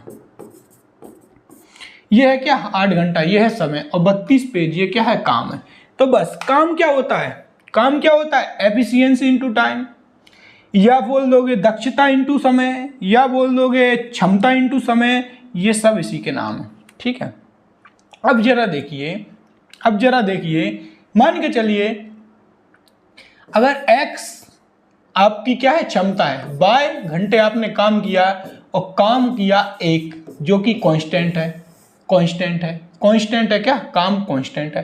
तो ये x बराबर क्या आ जाएगा, 1/बाय आ जाएगा। ये क्या है, दक्षता है आपकी, कुशलता है आपकी, और बाय क्या है, समय है आपका, समय। जब काम कांस्टेंट रहता है तो ये दोनों आपस में विपरीत होती हैं। जब काम अगर नियत है तो क्षमता और समय आपस में एक दूसरे के विपरीत होते हैं। इतना सा ध्यान रखना, क्षमता और समय एक दूसरे के विपरीत होते हैं। कब होते हैं? जब काम कांस्टेंट रहता है। बाकी हम आगे आगे करते जाएंगे। देखो एलसीएम से करना है, ठीक है। एक आध मेथड जल्दी के लिए और भी देख लेंगे जहां लगेगी। ए किसी काम को 10 दिन में, बी किसी काम को 20 दिन में। एलसीएम लेना है किसका? 10 का और 20 का। कैसे लें? जो बड़ा है उसका पहाड़ा पढ़ते जाओ। 20 से 10 कट गया, एलसीएम यही आ गया 20। 10 दूनी 20, ए की एफिशिएंसी आ गई 20 एकम 20, ये बी की एफिशिएंसी आ गई। दोनों मिलकर उस काम को कितने दिन में करेंगे? दोनों मिलकर। कुल काम क्या माना मैंने? 20। जो एलसीएम रहता है, एलसीएम लेता हूं वो जैसे 20 है तो ये क्या रहता है? काम रहता है। तो ये 10 दिन में, ये 20 दिन में, ये दिन है। ये 20 कुल काम हो गया और ये 20 कुल काम हो गया। जैसे कि देखिए 10 दिन है, मैंने अभी आपको बताया था। क्षमता निकालना है, 20 काम है। 20 काम किया तो x बराबर क्या निकालोगे आप? 2। तो यहां से आप x बराबर 2 ऐसे ही निकालते हो। तो देखो कितने दिनों में, दिन कितने दिनों में काम करेगा? तो कुल काम है 20 और क्षमता है 3 दोनों की, तो 20/3 दिनों में काम करेंगे। इसको सिंपलेस्ट इतना भी मत किया करो कि ए और बी पूछा है और दोनों का काम पूछा है, डायरेक्ट कर दिया करो कि 10 गुणा 20 डिवाइडेड बाय, दोनों को जोड़ दो, मतलब x into Y divided by x plus Y लगा दिया करो। 10 इंटू 20 और 10 प्लस 20 30 आ जाएगा, तब भी आंसर आपका 20/3 ही आएगा। नेक्स्ट क्वेश्चन देखिए, ए अकेला किसी काम को 10 दिन में, ए और बी मिलकर किसी काम को 6 दिन में, तो बी अकेला उस काम को कितने दिन में करेगा? आप चाहो तो इस सवाल को एलसीएम से भी कर सकते हो, लेकिन जब इस तरीके का पैटर्न बने कि ए का दिया है और a प्लस बी का दिया है, तब एलसीएम में समय बर्बाद मत करना, डायरेक्ट करना इस पैटर्न पर x बाय अपॉन में x माइनस बाय, ये कर देना। कैसे? 10 गुणा 6 डिवाइडेड बाय 10 माइनस 6 क्या आ जाएगा? 4 आ जाएगा। काट दो, 2 3 6, 2 5 10, आंसर आ गया 15। इतने से में ही सॉल्व हो जाएगा, इतने से में ही सॉल्व हो जाएगा। बाकी एलसीएम से भी कर सकते हो। अब देखिए ए व बी किसी काम को, ये एक नया पैटर्न है, नया टाइप है। अब इस टाइप पर जरा ध्यान दीजिए। ए व बी हमारा रिवीजन चल रहा है और हम रिवीजन स्पीड में कर रहे हैं, इसलिए आप ये मत सोचना कि आप स्पीड में मैथ पढ़ा रहे हो, क्योंकि पेपर है ही, अब खत्म होने ही वाले हैं पेपर, तो इसलिए हमें स्पीड में देखना है। क्योंकि आपको ये क्लास 4 से 5 बार देखनी ही पड़ेगी, तभी क्लियर होगा और यहाँ से पूरे नंबर आप प्राप्त कर सकते हो। जो टॉपिक पढ़ा है उस टॉपिक में से ही आएगा। एवा भी किसी काम को 12 दिन में कर सकते हो। एलसीएम ले लो, 12 दिन का, 15 दिन का और सी तथा ए 20 दिन का। देखिए ए तथा बी किसी काम को 12 दिन में, बी तथा सी किसी काम को 15 दिन में, सी तथा ए किसी काम को 20 दिन में। एलसीएम लेना है तो सबसे बड़ा वाले का पहाड़ा पढ़ते जाओ और इन जो पीछे हैं छोटे वो कट जाएं। जैसे कि 20 का पहाड़ा पढ़ेगा मैंने, 20 से कम 20, 20 से 12 और 15 नहीं कट रहा, 20 दूनी 40, 40 से 12 और 15 नहीं कट रहा, 20 दिया 60, 60 से 12 और 15 कट गया, तो यही मेरा एलसीएम हो गया और यही मेरा क्या हुआ है? काम। अब मैं क्या करता हूं वही कि भैया काम मेरा 60 है और ये 12 दिन में कर रहा है, तो इसकी एफिशिएंसी 60/12 5 आ जाएगी, इसकी एफिशिएंसी 60/15 4 आ जाएगी, इसकी एफिशिएंसी 3 आ जाएगी। अब देखिए a plus b, b plus c, c plus c, a plus b, b plus c plus c plus a plus b की क्षमता 5, बी प्लस सी की 4 और सी प्लस ए की 3। ये देखिए 2 बार ए 2 बार बी 2 बार सी आ गया, तो मैं इसको ऐसे लिख सकता हूं 2a प्लस बी प्लस सी बराबर 5 और 4 9, 9 और 3 12। ये 2 से 12 कटा, ये 6 बार आ गया, मतलब a प्लस बी प्लस सी मेरे पास कितना आ गया? 6 आ गया। अब बोला है सी अकेला कितने दिन में करेगा? सी अकेला, तो a प्लस बी मेरे पास कितना है? 5 है, a प्लस बी की वैल्यू 5 है, तो 5 प्लस सी बराबर 6, तो सी बराबर 1 आ गया। सी की दक्षता 1 आ गई। कुल काम कितना है? 60 और एफिशिएंसी कितनी है सी की? 1, तो सी अकेला कितने दिन में करेगा? 60 दिन में। इसे देख लीजिए जरा, ये क्या लिखा है, ये लिखा है दिन पूछा है कितने दिन में करेगा, दिन, और दिन बराबर क्या होगा, कार्य बटे क्षमता। क्यों होगा, क्योंकि हमने शुरू में ही पढ़ा था कि क्षमता, जैसे कि आप 4 पेज प्रति घंटा लिख रहे हो इनटू कितने समय में लिख रहे हो, क्षमता इनटू समय मतलब दिन बराबर कार्य होता है। तो समय पूछे तो कार्य बटे क्षमता ही आएगी, तो कार्य बटे क्षमता हमने लिख दिया। अब यहां से क्वेश्चन वो स्टार्ट होते हैं जो कि स्टैंडर्ड क्वेश्चन है, और इसी प्रकार वनरक्षक में ये वाला टॉपिक बड़ा ही डिफिकल्ट पूछा जा रहा है, तो मैंने थोड़े डिफिकल्ट सवाल भी ले लिए हैं। इस प्रकार के क्वेश्चन में आपको सिर्फ एक बात ध्यान रखनी है कि जो, जैसे कि कोई कार्य स्टार्ट किया आपने, जैसे कि आपने कोई कार्य स्टार्ट किया, सपोज कुछ भी कार्य किया, आपने मकान बनाने का काम स्टार्ट किया, तो आप उस व्यक्ति को पसंद करोगे जो शुरू में ही छोड़ जाएगा 2-3 दिन करके, या उस व्यक्ति को पसंद करोगे जो लास्ट तक चलेगा? आप उस व्यक्ति को पसंद करोगे जो लास्ट तक चलेगा, लास्ट तक टिकेगा, जैसे कि इस क्लास में कि जो लास्ट तक चलेगा, जो लास्ट तक टिकेगा, वही व्यक्ति नंबर लेके जाएगा। तो जो शुरुआत में ही भग गया तो उसे तो भगा ही दो, उसे तो हटा ही दो, उसका तो कोई काम ही नहीं है, उसे तो जाने ही दो, जाने दो बाबा, उसे जाने दो। जो शुरुआत, ये कंसेप्ट है जरा समझना कि अगर कोई व्यक्ति काम में शुरुआत में ही चला गया तो उसे माइनस कर दो। जो व्यक्ति लास्ट से गया है कि लास्ट तक चला लेकिन 2-3 दिन पहले छोड़ दिया, लास्ट से 2-3 दिन पहले छोड़ दिया, जैसे क्लास में लास्ट तक चला लेकिन 2-3 मिनट नहीं देख पाया लास्ट से, तो उसे हम प्लस कर लेंगे। ये चीज याद रखना, इससे बड़े बड़े सवाल ये चुटकियों में सॉल्व होंगे। कैसे? अगर कोई व्यक्ति काम करने के शुरुआत में ही चला जाता है तो उसके काम को घटा देंगे, और कोई व्यक्ति लास्ट से जाता है, अंत से जाता है, तो उसके काम को जोड़ देंगे। कैसे? देखिए, 3 आदमी एबीसी किसी काम को क्रम से 10, 12, 15 दिनों में काम कर सकते हैं। तो भैया सबसे पहले तो हम इनकी एफिशिएंसी ले लेते हैं, मतलब इनकी क्षमता निकाल लेते हैं कि 10 दिन है, 12 दिन है, 15 दिन है, अभी करके आए, एलसीएम हो जाएगा 60, 10 छिंग 60, 12 पंजे 60 और 15 चौको 60। ये ए की क्षमता आ गई, ये बी की आ गई, ये सी की क्षमता आ गई, ये तो क्षमता आ गई ए बी सी की। अब देखो, हमने देखा क्या, ए की क्षमता आ गई, बी की क्षमता आ गई और सी की क्षमता आ गई। ए की क्षमता आ गई हमारे पास, बी की क्षमता आ गई और सी की क्षमता आ गई। काम कितना माना था हमने? काम कुल कितना था हमारा? काम एलसीएम कितना लिया था? 60। ठीक है। अब देखो, अगर ए बी सी साथ मिलकर काम करना शुरू करें, परंतु 2 दिन बाद ए काम छोड़ देता है, अब 2 दिन बाद इस काम छोड़ दिया तो इसके काम को घटा दो, और उसके 2 दिन बाद सी भी काम छोड़ दिया तो इसके काम को भी घटा दो। क्यों? क्योंकि शुरुआत में ही काम छोड़ दिया।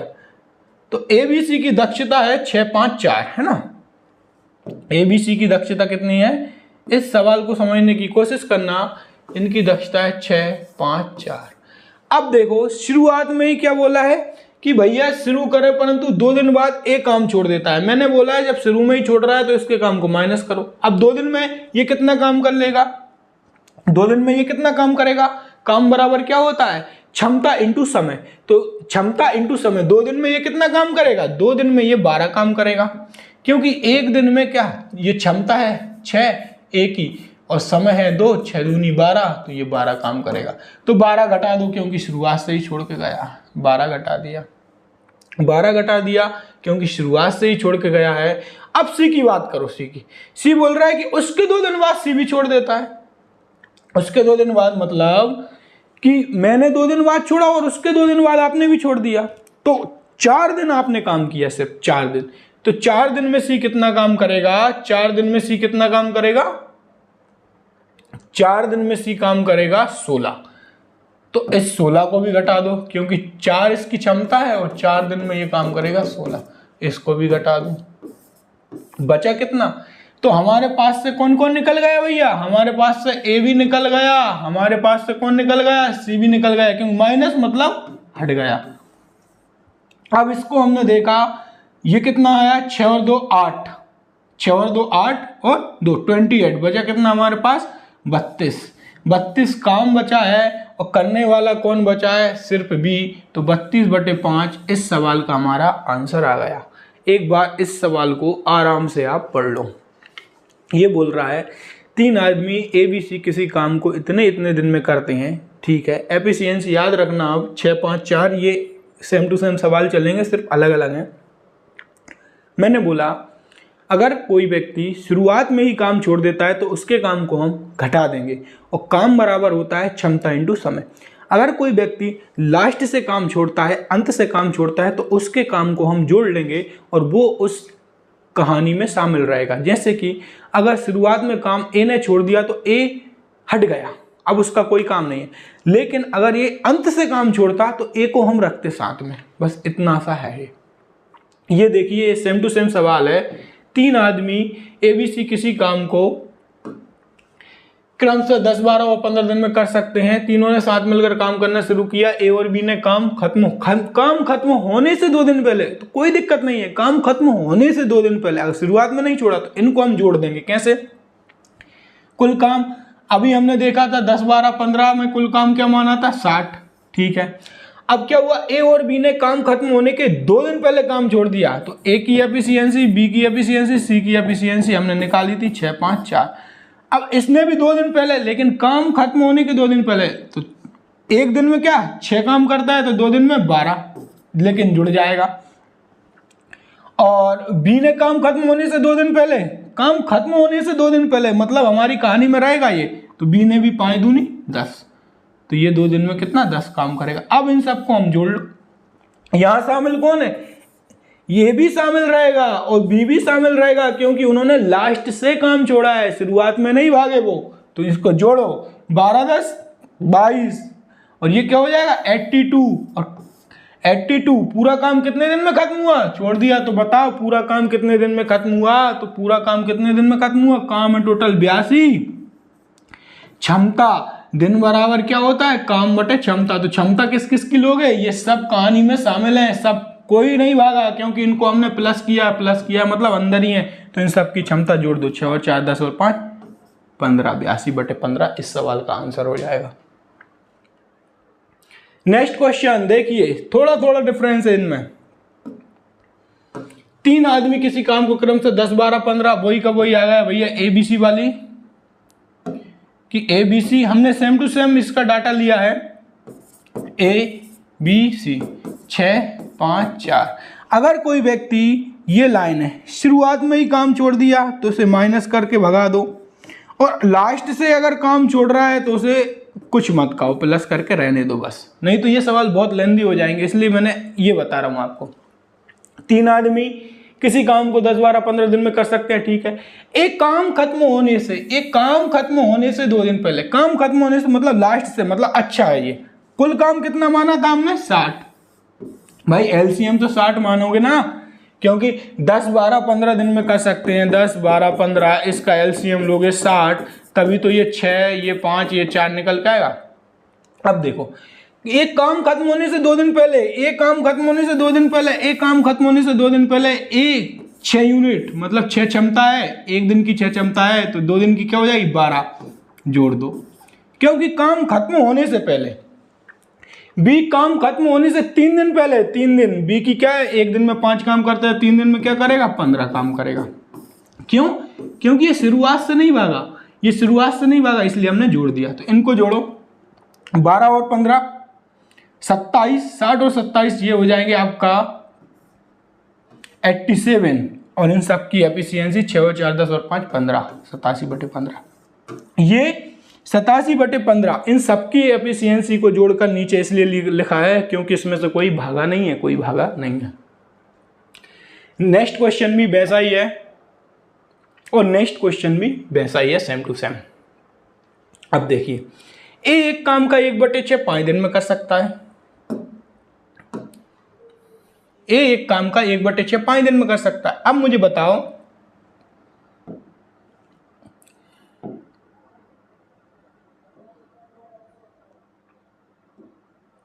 एक बटे 6 5 दिन में कर रहा है, 1/6 5 दिन में कर रहा है तो पूरा कितने में करेगा? आप बोलोगे सर अगर 1/6 5 दिन में कर रहा है, 1/6 5 दिन में मतलब 1 की वैल्यू 5 है तो 6 की वैल्यू 1 यूनिट बराबर 5 तो 6 यूनिट बराबर 6 गुणा 5 मतलब 30। ये 30 दिन में करेगा पूरा काम। तो इसी प्रकार बी काम का 2/5 भाग 8 दिन में कर रहा है, 2/5 8 दिन में मतलब 2 की वैल्यू 8 है, 1 की वैल्यू 4 है तो 5 की वैल्यू क्या आ जाएगी? 20 आ जाएगी। क्या आ जाएगी? 20 आ जाएगी। तो बी कितने दिनों में कर रहा है? 20 दिन में कर रहा है। तो दोनों मिलकर कितने दिनों? अब वही सवाल बन रहा है, ए किसी काम को 30 दिन में, बी किसी काम को 20 दिन में। एलसीएम ले लिए, क्या आ गया? 60। 30 दूनी 60, 20 दूनी 20 तिया 60। ये एफिशिएंसी आ गई तो 60/2 + 3 5 12 दिन में। नेक्स्ट देखिए, अब ये वो सवाल है M1 D1 T1 वाले। एक बार मैं आपको क्या रिवीजन करा रहा हूं ताकि आप एग्जाम में सीधे के सीधे कर पाओ। यदि 80 व्यक्ति किसी कार्य को M1 D1 T1 divided by man day time divided by work M2 D2 T2 divided by W2 इस फॉर्मूले पर बेस है। ये देखिए 80 व्यक्ति मतलब मैन, 6 घंटे मतलब डे मतलब समय की बात कर रहा है। 80 व्यक्ति किसी कार्य 6 घंटे प्रतिदिन करके 16 दिन मतलब ठीक है दिन की बात कर रहा है या समय की बात कर रहा है, 16 दिन में पूरा कर लेते हैं। 64 व्यक्ति, अब ये दूसरी बात कर रहा है, ये M2 की बात कर रहा है। 64 व्यक्ति वही कार्य 15 दिनों में पूरा करने के लिए कितने घंटे मतलब x घंटे लगाएंगे। x की वैल्यू निकालना है आपको। 16 चौको 64, 4 ये 20 आ गया, ये यहाँ से 4 आ गया, ये 3 आ गया, 3 से काटा ये 2 आ गया, 4 दूनी 8, x की वैल्यू 8 आ गई। ये सिर्फ हमारी रिवीजन सीरीज है ताकि आपको एग्जाम में हेल्प मिल सके। इस तरीके के सवाल M1 D1 T1 M2 T2 D2 वाले फॉर्मूले पर बेस होते हैं। अब इनकी हम प्रैक्टिस कर लेते हैं। 30 आदमी एक सड़क की मरम्मत 18 दिनों में कर सकते हैं, ठीक है। वही M1 D1 T1 divided by W1 M2 T2 D2 divided by W2। ऊपर क्या आ जाएगा? मैन आ जाएगा, डे आ जाएगा, टाइम आ जाएगा, मैन आ जाएगा, डे आ जाएगा, टाइम मतलब समय आ जाएगा। तो 30 आदमी मतलब मैन मतलब आदमी एक सड़क की मरम्मत 18 दिनों में कर सकते हैं। उनके साथ 6 अन्य श्रमिक, 6 अन्य आदमी, 30 तो पहले ही थे, 6 और लगा दिए तो क्या होगा? 36। वह सड़क का निर्माण अब कितने दिनों में करेंगे? तो x काट लीजिए, 18 दूनी 36, 2 से काटा 15, x बराबर 15। ये सवाल भी वैसा का वैसा है। देखिए M1 D1 T1 पर बेस है। कैसा? 7 व्यक्ति 7 दिन 7 घंटे, लेकिन यह काम आ गया W1, काम क्या है? 7। 5 व्यक्ति 5 दिनों तक 5 घंटे कार्य करते हुए कितने यूनिट? x यूनिट कार्य करेंगे। काट दो, 7 से ये 7 गया, 5 25 125, ये क्या आ गया? 125 आ गया। यहाँ क्या बचा? 49 बचा। ये क्रॉस मल्टीप्लाई होगा तो 49x बराबर क्या आ जाएगा? 125। तो x बराबर क्या आ गया? 125/49। ये एफिशिएंसी पर बेस सवाल है कि एफिशिएंसी पर बेस सवाल है कि क्षमता। देखिए एक का 2 दिनों का कार्य, एक का 2 दिनों का कार्य। अब ए है, ये भाई साहब ए है, ए ने कितने दिन कार्य किया? 2 दिनों तक कार्य किया, ठीक है। बी के 3 दिनों, बी ने कितने दिनों तक कार्य किया? 3 दिनों तक कार्य किया। ये दोनों बराबर हैं ऐसा बोला है। तो अब यहाँ से ए अपन बी निकाल लो आप। ए अपन बी क्या आ जाएगा? 3/2। मतलब ए की क्षमता आपको कितनी मिल गई? 3, और बी की क्षमता कितनी मिल गई? आपको 2 मिल गई। अब देखिए ये बोल रहे हैं ए की क्षमता मिल गई आपको, ए उस कार्य को 8 दिनों में पूरा कर सकता है। क्षमता इनटू समय बराबर क्या रहता है? काम रहता है। तो क्षमता, ए की क्षमता कितनी है? 3, और ए का काम कितना दिया है? उस कार्य को 8 दिनों में पूरा कर सकता है। तो काम कितना आ जाएगा? 24,000, मतलब 24 काम है। हमें मिल गया काम कितना है? 24 है, 24 काम।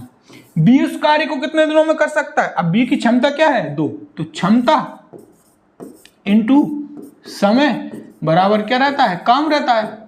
और काम हमें कितना मिल गया? 24 मिल गया। क्षमता कितनी है बी की 2x है इनटू समय पूछा है तो कितना आ जाएगा समय 24/2 मतलब 12 आ जाएगा 12 आ जाएगा। इस वीडियो को बार बार रिवीजन करके देखना है आपको।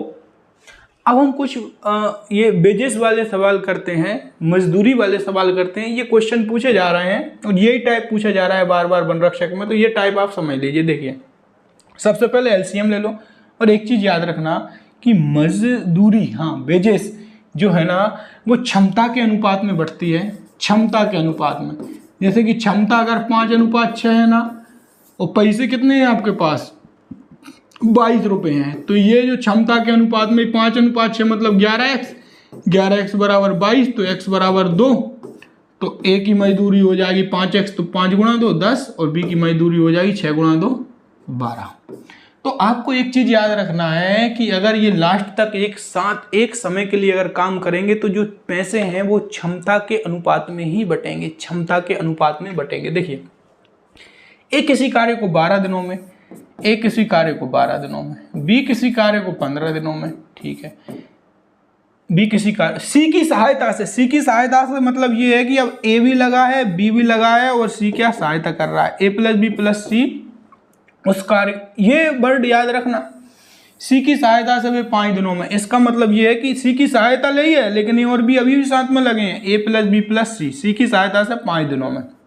सी की सहायता जहां भी बोले तो ए प्लस बी प्लस सी लिखना है। सी की सहायता से 5 दिनों में पूरा कर सकते हैं। अब हम एलसीएम लेके काम मान लो, 12 15 5 का एलसीएम क्या आ गया 60 आ गया। एफिशिएंसी निकालो, 12 पंजे 60, 15 चौको 60 और ये आ जाएगा 12। देखो ए प्लस बी प्लस सी की क्षमता कितनी है 12 है, ए की क्षमता कितनी है 5 है, ए की क्षमता कितनी है 5 है, बी की क्षमता कितनी है 4 है, 5 और 4 9 तो ये हो गई 9 प्लस सी बराबर ए प्लस बी प्लस सी की क्षमता कितनी है 12 है, तो सी की क्षमता यहां से कितनी निकल आई 3 निकल आई, सी की क्षमता कितनी निकल आई 3 निकल आई। अब देखो यदि उन्हें पूरा काम करने के लिए 960 रुपये मिलते हैं, पूरा काम करने के लिए कितने 960 रुपये मिलते हैं, तो अब ये क्षमता देख लीजिए, हमने बोला क्षमता के अनुपात में ही पैसे बटेंगे, तो ए की क्षमता ये है 5, बी की क्षमता ये है 4 और सी की क्षमता कितनी निकल आई 3 और ये टोटल कितना है 5:4:3, ये दिए हैं 960 रुपये। अब 960 रुपये ये टोटल है, ये है 5x, ये है 4x, ये है 3x, 5 और 4 9 और 3 12, 12x बराबर 960, x बराबर 80। अब जिसकी भी पूछे उसकी रख देना, ए की पूछे तो 5 गुणा 80 ए को मिला, बी की पूछे तो 4 गुणा 80 बी को मिला, सी की पूछे तो 3 गुणा 80। ये वाला सवाल आ रहा है इस बार। देखो राधिका किसी कार्य को 5 दिन में कर सकती है, ठीक है, राधिका किसी कार्य को 5 दिन में कर सकती है। राधिका की बात करें तो ये है राधिका, किसी कार्य को 5 दिन में कर सकती है। रश्मि की बात करें तो रश्मि इसी कार्य को 7 दिन में पूरा कर सकती है, रश्मि इसी कार्य को 7 दिन में। बराबर का निशान, बराबर क्यों, क्योंकि ये जो कार्य है ना, ये देखिए किसी कार्य को, तो ये क्या हो गया राधिका की क्षमता हो गई, क्षमता क्या हो गई खुद राधिका, क्षमता इंटू समय, ये कार्य हो गया और वही कार्य बराबर कार्य, इसलिए हमने ये रख दिया कार्य बराबर कार्य। तो आप तो डायरेक्ट याद रखना ऐसा है, राधिका किसी कार्य को 5 दिन में और रश्मि किसी कार्य को 6 दिन में। अब इसकी क्षमता निकाल लो, तो राधिका बटे रश्मि कितना आ जाएगा, राधिका के नीचे क्या ये रश्मि, तो 7/5 ये क्षमता आ गई। हमने क्या बोला है पैसे क्षमता के अनुपात में बटेंगे, तो 7x और 5x ये क्षमता आ गई। अब देखो टोटल क्या हो गया 12x हो गया, 12x की वैल्यू क्या दी है 240, क्योंकि एक साथ दोनों को एक साथ मिलकर 240 मिलती है, मतलब राधिका और रश्मि दोनों को एक साथ मिलकर 7x और 5x 12x की वैल्यू 240, x बराबर क्या जाएगा 20 आ जाएगा। अब बस राधिका की पूछे तो 7 गुणा 20 कर देना और रश्मि की पूछे तो 5 गुणा 20, किसी की भी पूछे आप निकाल सकते हो। नेक्स्ट क्वेश्चन देखिए, ए अकेला किसी काम को करने में ए और बी से 27 घंटे। इस क्वेश्चन को पढ़िए, ये अपने आप में एक यूनिक टाइप है। यूनिक टाइप ये इसलिए है क्योंकि ये बार बार पूछा गया और बार बार ये क्वेश्चन बच्चों ने छोड़ा है, हमें नहीं छोड़ना है। देखिए इसमें क्या रहता है अभी आपके एग्जाम में तो आप डायरेक्ट याद रखना कि ए अकेला किसी काम को करने में ए और बी से 27 घंटे ज़्यादा, ए और बी से 27 घंटे, बी अकेला किसी काम करने में ए और बी से 3 घंटे ज़्यादा, इस तरीके का सवाल आए ए प्लस बी लिख लेना आप, ऐसा ए लिख लेना और बी लिख लेना, क्योंकि इसमें आपका दिमाग ही नहीं चलेगा कि एलसीएम लें क्या लें। तो इस सवाल को एक बार और गौर से पढ़ लीजिए। ए अकेला किसी काम को करने में ए और बी से 27 घंटे ज़्यादा लेता है, बी अकेला उसी काम को करने में ए व बी से 3 घंटे ज़्यादा लेता है, ए अकेला उसी काम को कितने घंटे में करेगा। तो देखिए हम निकालते हैं कि ए प्लस बी कितने समय में काम करेगा। ए प्लस बी कितने समय में काम करेगा, तो इसे निकालने के लिए अंडर रूट ए और बी ये करते हैं, अंडर रूट ए और बी, मतलब ए कितना ज़्यादा समय ले रहा है और बी कितना ज़्यादा समय ले रहा है। तो ए कितना ज़्यादा समय ले रहा है, ए अकेला किसी काम को करने में ए और बी से 27 घंटे ज़्यादा समय ले रहा है, 27 लिख दिया, इंटू बी कितना ज़्यादा समय ले रहा है 3 घंटे, 3, इसका अंडर रूट निकाला हमने, ये 81 का अंडर रूट 9। कहने का मतलब है ए प्लस बी किसी काम को करने में 9 घंटे लेता है, ए प्लस बी किसी काम करने में 9 घंटे लेता है। अब ए प्लस बी किसी काम को करने में 9 घंटे लेता है तो ए कितना लेगा, ए प्लस बी किसी काम को करने में 9 घंटे लेता है और ए अकेला किसी काम को करने में ए और बी मतलब ए प्लस बी से 27 घंटे ज़्यादा लेता है। मतलब अगर ए प्लस बी 9 घंटे लेता है तो ए कितना लेता है, 27 घंटे ज़्यादा लेता है, 9 + 27। बी अकेला उसी काम को करने में ए व बी कितने लेते हैं 9, और बी कितना लेता है 3 घंटे ज़्यादा लेता है, 9 + 3। तो ए कितने घंटे लेगा 36 घंटे और बी कितना लेगा 12 घंटे। मैं एक बार और समझाता हूँ इस सवाल को। ये बोलता है सवाल कि ए अकेला किसी काम को करने में ए प्लस बी से 27 घंटे ज़्यादा लेता है, बी अकेला किसी काम को करने में ए प्लस बी से 3 घंटे ज़्यादा लेता है। अब इस सवाल में हम एलसीएम से सॉल्व नहीं करते, 27 घंटे ज़्यादा लेता है 3 घंटे ज़्यादा, मतलब ए प्लस बी से जितना ज़्यादा समय ए लेगा, ए प्लस बी से जितना ज़्यादा समय बी लेगा, उसका हम अंडर रूट निकाल लेंगे और अंडर रूट के बाद जो वैल्यू आएगी वो आएगी कि ए प्लस बी कितने घंटे में काम करता है। अब जैसे ए प्लस बी कितने घंटे में काम करता है, यहाँ आई ए प्लस बी 9 घंटे में काम करता है, ये पता चल गया हमें, ठीक है। अब देखिए ए प्लस बी अगर 9 घंटे में काम करता है और ए जो है ना, जैसे कि मैं 9 घंटे में काम करता हूँ और आप जो हो ना मुझसे 27 घंटे ज़्यादा समय लेते हो, तो आप कितने घंटे में कार्य करते हो, तो आप बोलोगे 9 + 27 घंटे, ठीक है। और दूसरा व्यक्ति है, वो मैं अगर 9 घंटे में काम करता हूँ, वो मुझसे 3 घंटे ज़्यादा समय लेता है, तो वो कितने घंटे कार्य करेगा, वो 12 घंटे में कार्य करेगा। तो इस सवाल में यही था। अब देखिए एक टाइप और बचा है, ये वाला। 4 आदमी मतलब मैन किसी काम को 6 दिन में कर सकते हैं, ये काम हो गया, ठीक है। जबकि 3